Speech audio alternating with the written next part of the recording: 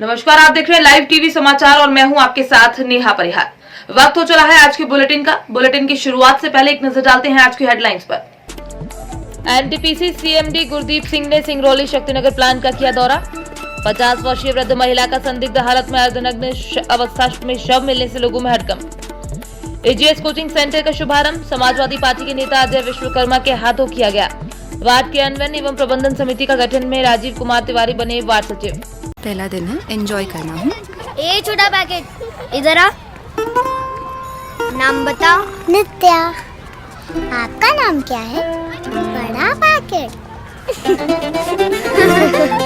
जो अंदर की शक्ति आप उसे देती है वो उसकी स्माइल में झलकती है और उस स्माइल को अंदर से स्ट्रॉन्ग बनाता है कोलगेट स्ट्रॉन्ग टीथ। इसकी अमीनो शक्ति दांतों का नेचुरल कैल्शियम बढ़ाने में मदद करे और उनके एनामल को बनाए अंदर से स्ट्रॉन्ग। Colgate strong teeth. लो, ये कहाँ गया? रिकी? दादी, ये लो आपके 10 रुपए। कोई बात नहीं, 10 रुपए के सर्फ एक्सेल से ये सारे दाग साफ हो जाएंगे। सर्फ एक्सेल इजी वॉश अब सिर्फ 10 रुपए में। अब खबरें विस्तार से। एनटीपीसी सीएमडी गुरदीप सिंह ने सिंगरौली शक्तिनगर प्लांट का दौरा किया। शक्तिनगर में आज एनटीपीसी सीएमडी गुरदीप सिंह उच्च अधिकारियों द्वारा सोनभद्र जिले के शक्तिनगर थाना क्षेत्र अंतर्गत एनटीपीसी सिंगरौली पावर प्लांट में विद्युत गृह के संचालन प्रणालियों का बारीकी से निरीक्षण किया और उच्च गुणवत्तापूर्ण रखरखाव सहित आवाज विद्युत उत्पादन हेतु दिशा निर्देश देते हुए समीक्षा बैठक की गई। एनटीपीसी सिंगरौली परियोजना विगत 40 वर्षों से निर्बाध विद्युत उत्पादन कर किसको रोशनी से जगमगा रही है और देश की सर्वश्रेष्ठ परियोजनाओं में सिंगरौली विद्युत पावर प्लांट का नाम शुमार है। सर, आज एनटीपीसी के मदर प्लांट में आप आए हुए हैं, जो मदर प्लांट में कही जाती है एनटीपीसी, कैसा महसूस हो सकता है? देखिए, आपने ठीक कहा कि ये एनटीपीसी का मदर प्लांट है। ये 13 फरवरी 1982 को पहली यूनिट ग्रिड के साथ सिंक्रोनाइज की गई थी और हमें सबको, जितने भी एनटीपीसीएन हैं जो कि इसके साथ में जुड़े हुए हैं 1976 से, जो साइट सिलेक्शन से लेकर के और आज तक, उन सबको ये क्रेडिट जाता है कि ये बहुत अच्छे से इसको डिज़ाइन किया गया, बहुत अच्छे से कंस्ट्रक्ट किया गया और अभी उसको बहुत अच्छी तरह से उसका रख रखाव करके उसको ऑपरेट किया जा रहा है। पिछले साल इस यूनिट ने पूरे साल भर 100% PLF दर्ज किया है, जो कि अपने आप में एक टेस्टिमनी है कि वो किस तरह से अच्छे से रखी गई है और अच्छे से उसका ऑपरेशन किया गया है।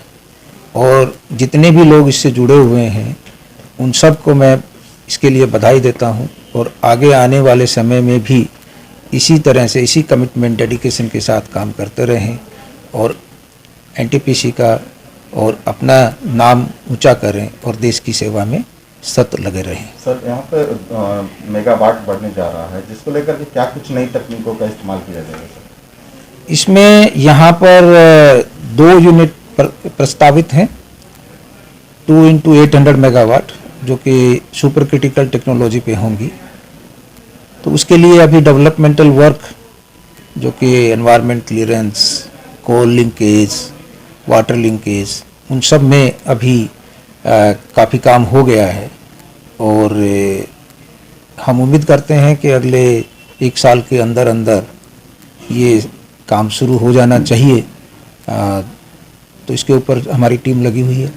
सर, जैसे कि मेगावाट जब बढ़े जाएगा तो कहीं ना कहीं ऐश डिस्पोज करने की जो बात आती है, तो उसको क्या कुछ नई तकनीकों से डिस्पोज किया जाएगा या क्या रहेगा सर? देखिए, ऐश डिस्पोजल एक पूरे देश की समस्या है और जो पिट हेड प्लांट्स हैं उसमें ये और ज़्यादा है। इसका सबसे एक जो प्रैक्टिकल सॉल्यूशन है वो है माइन स्टोइंग, कि जिसमें फ्लाई ऐश, वो आप जो अबेंडन माइन है, जो माइन पूरी हो गई हैं या अबेंडन नहीं है या पूरी हो गई हैं, तो उसके अंदर उसमें वापस फ्लाई ऐश को भर दिया जाए। और ये एक तरीका है। उसके अलावा जैसे जो रोड कंस्ट्रक्शन है, लो लाइंग एरिया।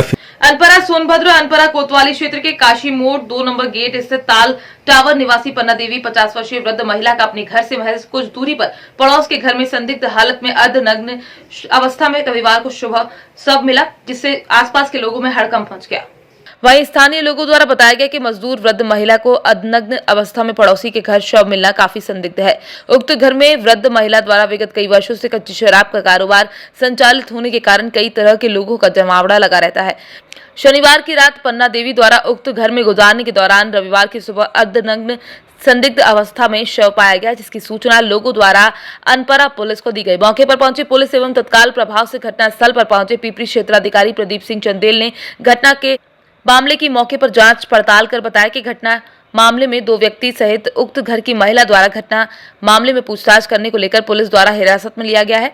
शव को कब्जे में लेकर मामले की तह तक जांच की जा रही। संबंध में पोस्टमार्टम की रिपोर्ट आने के बाद ही मामले का पता चल पाएगा। मामला विशेष प्रकार है कि वो महिला रात में ड्यूटी करके आई, शाम को 6 बजे प्लांट से निकली और पड़ोस में ही अपने जो है कि यहाँ फूलकली के यहाँ इनके यहाँ दारू वगैरह बिकता है, शायद वो दारू पीने आई है या घूमने आई है, तो हम नहीं बता सकते। लेकिन सुबह उनको मृत हालत में पाया गया, वो भी निवस, और जिसकी सूचना प्रशासन को दी गई। तत्काल प्रशासन आकर अपनी कार्रवाई को कर रही है।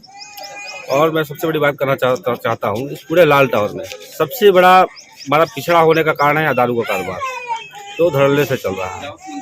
ये विगत 15-20 वर्षों से तरह तरह के लोग जहाँ तहाँ से आते हैं और वो दारू के कारोबार में लिप्त हो जाते हैं। शासन प्रशासन 1-2 बार रोकती है, लेकिन फिर वो पुनः उस काम को करने लगते हैं। इस पे कोई ठोस कदम उठे चाहे, ताकि इससे इस जैसी घटनाओं को रोका जा सके। ये ऐसी घटनाएं यहाँ आम हैं और इस पे अंकुश तभी लग पाएगा जब शासन प्रशासन पूरी तरीके से इसको रोकने का प्रयास करेगा। मेरा नाम सुरेंद्र पाल है, जिला संविदा श्रमिक यूनियन के जिला अध्यक्ष हूँ। और ये महिला जो पन्ना है, आज 20 साल से अनपरा तापीय परियोजना में काम कर रही है और कल भी काम करके निकली शाम को। अभी हमें सूचना मिला है 1 घंटा पहले कि वो डेथ कर गई। हम आते आते पूछे कि भाई इनका घर नाला के उस पार है, यहाँ कैसे इनकी मृत्यु कैसे हुई? तो लोग कहे कि यहीं आके रुक गई थी। लेकिन जो कपड़ा वपड़ा शरीर पर नहीं है, इसको लेके शंका है कि कोई मामला जरूर है। यहाँ राजस्थान से लोग आ रहे हैं, यहाँ रुक रहे हैं, अलीगढ़ से लोग आकर के रुके हैं। और यहाँ दारू पानी की जो व्यवस्था है, इसके चलते कुछ मामला है। इसका पीएम रिपोर्ट हो तो पता चले कि क्या है। आज प्रातः लाल टावर में एक पन्ना देवी नाम की एक महिला है, जिनकी उम्र लगभग 50 साल बताई जा रही है। इनके फूलकली एक दोस्त हैं, जिनके यहाँ अक्सर आया जाया करते थे रात में, और कभी कभी रुक भी जाया करते थे। तो आज प्रातः इनकी डेड बॉडी मिलने की सूचना प्राप्त हुई है थाने से। यहाँ मौके पर पहुँचे हैं, इनको थाने पे सील वगैरह करके पंचायतनामा भरवा के पोस्टमार्टम कराया जाएगा। जो भी पोस्टमार्टम में जो भी चीज़ें आएंगी उनके आधार पर अग्रिम कार्रवाई की जाएगी। सर, ये निवस्त्र पाई गई हैं, क्या बलात्कार का मामला लग रहा है? अभी कुछ कहना जल्दबाजी होगी। इस संबंध में भी जांच की जाएगी और देखा जाए। प्रथम दृष्टया ऐसा कुछ नहीं कहा, इतना जल्दी कुछ कहना इसमें संभव प्रतीत नहीं हो रहा है। और जैसे भी कोई चीज़ आगे आएगी आप लोग को अवगत कराया जाएगा। एजीएस कोचिंग सेंटर का शुभारंभ समाजवादी पार्टी के नेता अजय विश्वकर्मा के हाथों किया गया। जौनपुर जिले के चौकिया सलोनी महिमापुर में स्थित एजीएस कोचिंग क्लासेस का शुभारंभ किया गया एवं स्वास्थ्य संबंधित जानकारी दी गई, जिसके मुख्य अतिथि समाजवादी नेता अजय विश्वकर्मा और विशिष्ट अतिथि सुनील विश्वकर्मा, विभाग दीपक विश्वकर्मा, समाजवादी नेता विशाल यादव, स्वास्थ्य विभाग थे। इस कोचिंग में क्लास 5 से लेकर 12 तक कोचिंग कराई जाती है। शुभारंभ के दौरान सभी लोगों को स्वास्थ्य संबंधित जानकारी दी गई और मुख्य अतिथि अजय विश्वकर्मा ने सभी बच्चों को शिक्षा से संबंधित जानकारी दी और बच्चों को मेहनत और लगन से पढ़कर अपने जिले और देश का नाम रोशन करने के लिए प्रेरित किया। साथ ही कोचिंग क्लासेस में राष्ट्रीय ध्वज रोहण किया गया। कार्यक्रम में उपस्थित मिथिलेश यादव, शनि विश्वकर्मा, बच्चे एवं समस्त क्षेत्रवासी मौजूद रहे। वार्ड क्रियान्वयन एवं प्रबंधन समिति का गठन में राजीव कुमार तिवारी बने वार्ड सचिव। चांदन बांका में रविवार 12 फरवरी चांदन पंचायत के वार्ड संख्या 7 में वार्ड क्रियान्वयन एवं प्रबंधन समिति के गठन हेतु वार्ड सदस्य तरुण कुमार दुबे की अध्यक्षता में वार्ड सभा का आयोजन 7 नवंबर को आंगनबाड़ी के समक्ष खुले मैदान में बैठकर किया गया। बैठक में वार्ड सभा में उपस्थित सभी ग्रामीणों की समिति के गठन हेतु पंचायती राज बिहार सरकार द्वारा दिए गए दिशा निर्देश को वार्ड सदस्य सह अध्यक्ष के द्वारा पढ़कर सुनाया गया। चर्चा के उपरांत टीम संगठन के लिए जीविका समूह से भवानी देवी पति स्वर्गीय श्री कांत दुबे व अनुसूचित जाति से मधवा देवी पति स्वर्गीय की केलू तुरी और सदस्य राकेश रंजन दुबे व राजीव कुमार तिवारी और जयप्रकाश यादव तथा पदेन सदस्य वार्ड सदस्य तरुण कुमार दुबे मौजूद रहे। ये एकदम सार्वजनिक रूप से तैयार किया जाएगा और हर वार्ड में होगा। मतलब हमारे जो जितने कॉलोनी है हर मोहल्ले में, चाहे हरिजन टोला हो, जादव टोला हो, कहने का मतलब ये टोला गोड़ा पर है विकास वार्ड नंबर 7 का विकास के लिए आप एकदम बिल्कुल हम दोनों मिलकर काम करेंगे। ठीक, बहुत बहुत समर्पित रहेंगे दोनों मिलकर हम लोग। गोमती मित्र मंडल परिवार यूं तो सुल्तानपुर जनपद में स्वच्छता के प्रहरी के रूप में जाना जाता है, लेकिन साथ ही समाज से जुड़े हर मुद्दों पर अपनी उपस्थिति और अपने विचार व्यक्त करता रहता है। फिर चुनाव तो लोकतंत्र का सबसे बड़ा पर्व और मतदान जनता का सबसे बड़ा अधिकार है, इसलिए अपने साप्ताहिक श्रमदान के लिए दिन प्रदेश अध्यक्ष रुद्र प्रताप सिंह मदन एवं मीडिया प्रभारी रमेश माहेश्वरी ने जनमानस से पुरजोर अपील करते हुए कहा है कि आप सभी आने वाली 27 फरवरी को अपने मताधिकार का प्रयोग अवश्य करें और एक मजबूत सरकार बनाने में हमारी सहभागिता प्रदान करें। श्रमदान प्रातः 6:30 बजे शुरू होगा और 3 घंटे की अथक मेहनत के बाद पूरे तट परिसर को साफ करते हुए समाप्त किया गया। श्रमदान में मुख्य रूप से उपस्थित रहे रतन कसोद, मुन्ना सोनी, संत कुमार प्रधान, अजय प्रताप सिंह, मुन्ना पाठक, अजय वर्मा, धर्मेंद्र वर्मा, जयनाथ प्रजापति, प्रभात शर्मा, संतोष अग्रहरी, सुजीत कसोधन, तेजस्व पांडे, अमित पांडे, आयुष, अभय, हैप्पी आदि। वक्त हो चला है एक छोटे से ब्रेक का, फिर मुलाकात होगी ब्रेक के बाद। लो, ये कहाँ गया रिकी? दादी ये लो आपके 10 रुपए। कोई बात नहीं, 10 रुपए के सर्फ एक्सेल से ये सारे दाग साफ हो जाएंगे। सर्फ एक्सेल इजी वॉश अब सिर्फ 10 रुपए में। पहला दिन है, एंजॉय करना हूँ। ये छोटा पैकेट इधर आ। नाम बताओ। नित्या। आपका नाम क्या है? बड़ा पैकेट।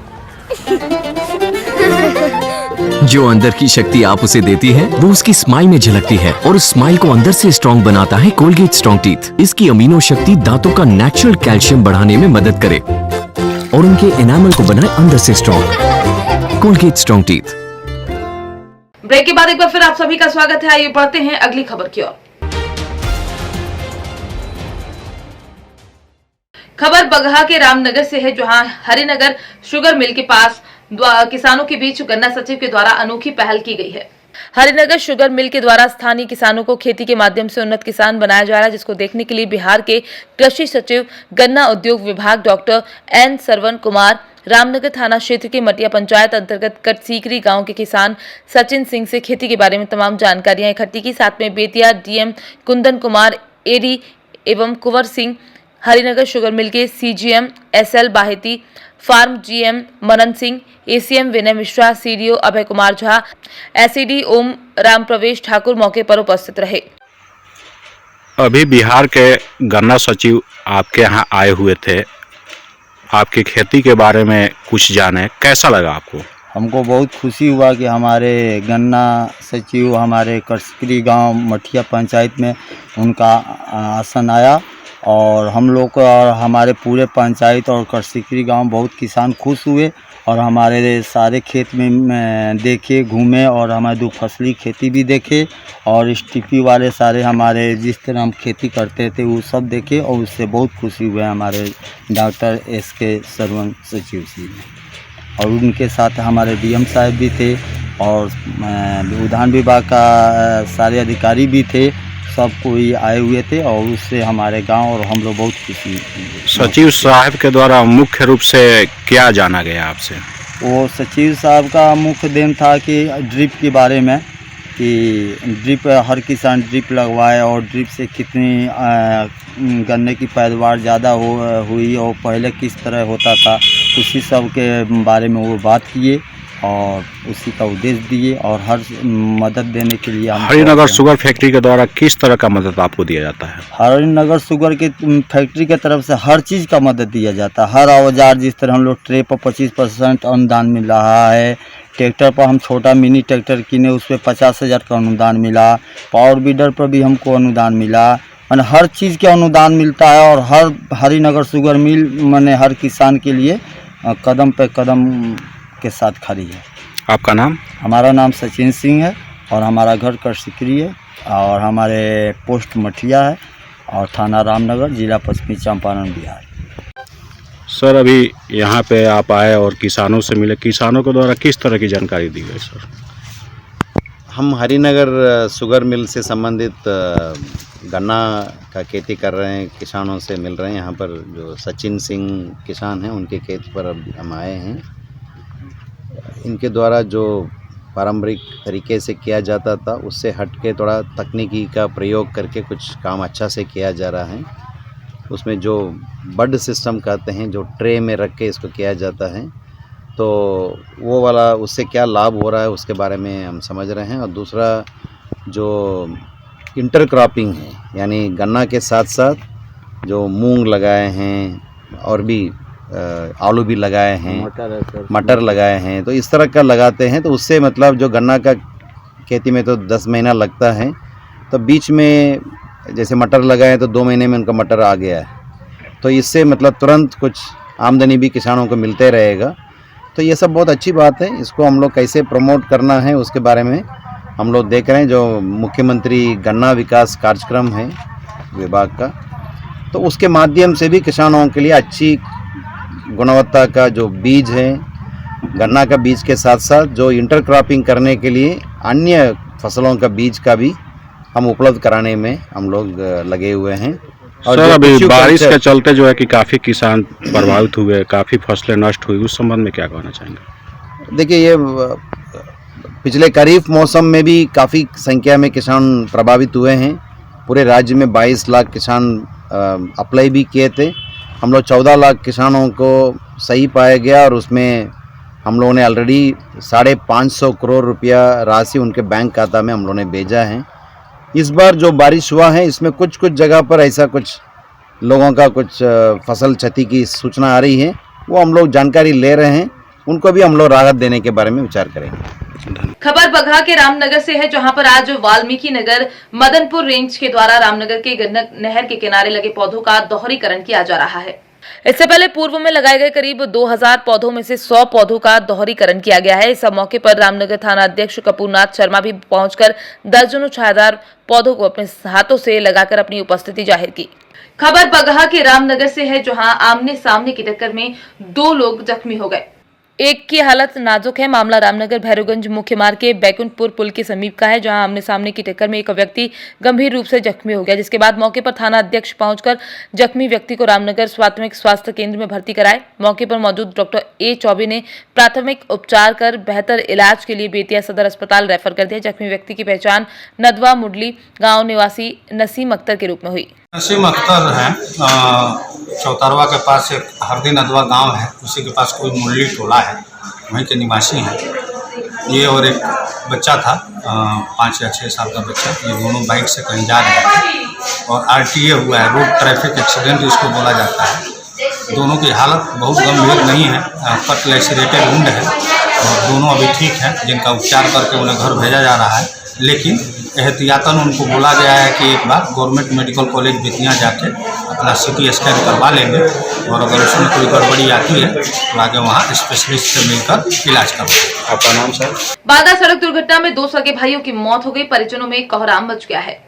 आपको बताते चले कि जनपद बांदा के तहसील बबेरू क्षेत्र के गांव पून के रहने वाले सुभाष और शोभा दोनों भाई अपनी शादी का हिसाब देने बबेरू आए थे। हिसाब करने के बाद घर वापस लगभग 9 बजे अंध विद्यालय के पास खड़े ट्रक के वाहनों की लाइट लगने के कारण जोरदार टक्कर लगने से सुभाष की घटना स्थल पर मौत हो गई। शोभा को घटना स्थल से सामुदायिक स्वास्थ्य केंद्र बबेरू से बांदा रेफर किया गया। हालत नाजुक होने की दशा में कानपुर रेफर किया गया।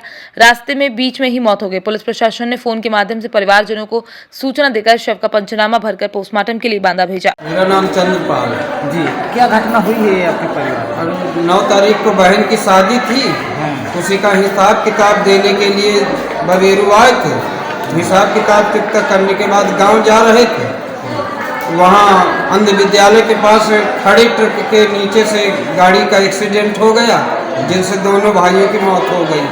अच्छा, आपको कैसे जानकारी मिली? फोन पे पुलिस के द्वारा फोन किया गया। इन्हीं के मतलब सुभाष के फ़ोन के द्वारा जब वहाँ से फ़ोन किए हैं तो पुलिस ने रिसीव करके बताया कि यहाँ सुभाष का और उसके भाई का एक्सीडेंट हो गया है, जिसमें सुभाष की मौके में मौत हो गई है और शोभा को बांदा रिफर कर दिया गया है।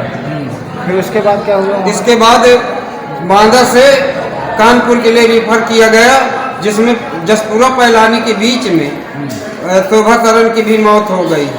अच्छा, तो यहाँ पुलिस आई है, शव को क्या कर रहे हैं, पोस्टमार्टम? हाँ, शव को पोस्टमार्टम किया, सील करने के बाद भेज रहे हैं। जी। क्या नाम है आपका? मेरा नाम चंद्रपाल। आप कौन है इनके? चाचा है। आपके गांव में एक घटना हुई है, किस प्रकार की घटना थी ये? देखिए, ये बहुत बड़ी दुखद घटना है। ये एक एक्सीडेंट हुआ है जो बाइक और ट्रक के मध्य हुआ है। ये दोनों बच्चे शादीशुदा हैं, हमारे गांव के एससी बिरादरी के हैं, और ये दोनों अपना जो भी इनका हिसाब किताब था उसको चुकता करने के लिए बबेरू आए थे दुकानदार के पास। वहाँ से लेट होने के बाद जब ये 9 बजे के आसपास यहाँ से गए तो अंध विद्यालय के आगे एक ट्रक खड़ा था। सामने से लाइट पड़ने के कारण इनको समझ नहीं आया और दोनों खड़े ट्रक से टकरा गए, जिसके ऑन द स्पॉट सुभाष की मौत हो गई। और उसके जो दूसरे नंबर का जो भाई था उसको जो है बांदा भेजा गया, और बांदा से कानपुर, जिसके बीच में रास्ते में ही पैलानी, सिंघन पैलानी के पास, जसपुरा पैलानी के पास उसकी भी मौत हो गई। ये बहुत बड़ी घटना है और इसको क्या होनी या अनहोनी क्या कहा जाए इसको। शुभ नाम क्या है आपका? मेरा नाम है कमल प्रधान। आज की खबरों में फिलहाल इतना ही। बने रहिए लाइव टीवी समाचार के साथ। नमस्कार।